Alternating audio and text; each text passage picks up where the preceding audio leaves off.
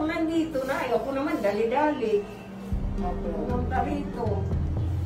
Ano kasi may doubt siya na akala niya na nireklamo siya o ano.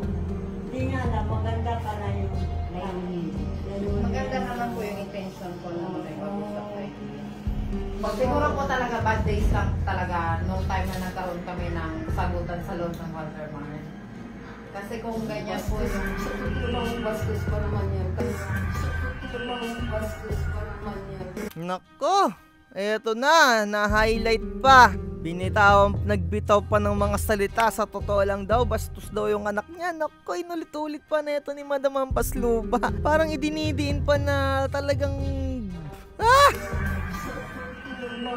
Bastos pa naman yan. Ulit-ulit pa. Nag-uusap niya kahit dalawa lang kami doon sa loob ng bahay.